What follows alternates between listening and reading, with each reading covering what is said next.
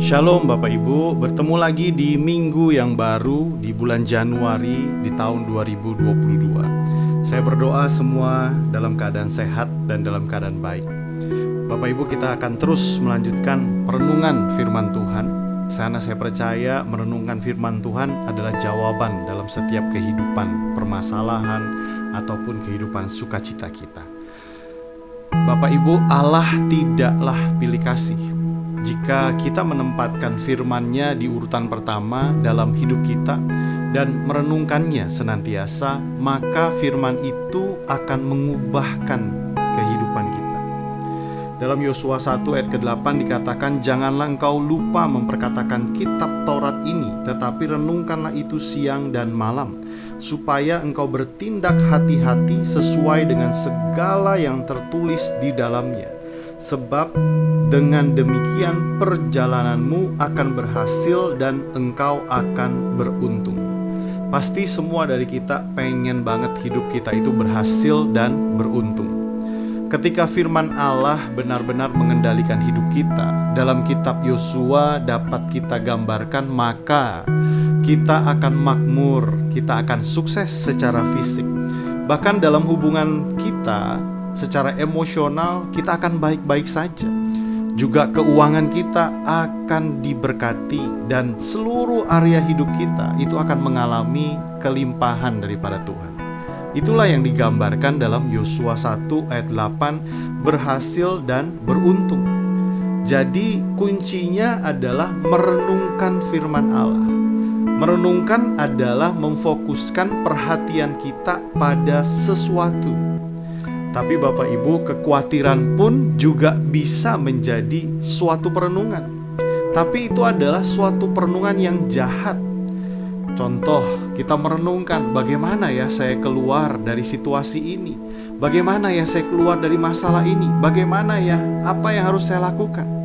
Ini adalah bentuk perenungan-perenungan kekhawatiran, tapi ini bentuk yang negatif Bapak Ibu.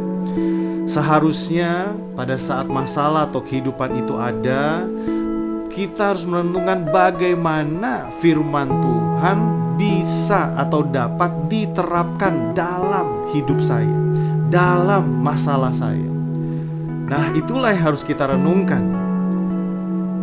Sementara kita melakukan kegiatan sehari-hari, kehidupan kita sehari-hari, pergumulan kita sehari-hari, inilah yang kita sebut kita merenungkan firman Tuhan dan menaruhnya di dalam setiap pergumulan kehidupan kita.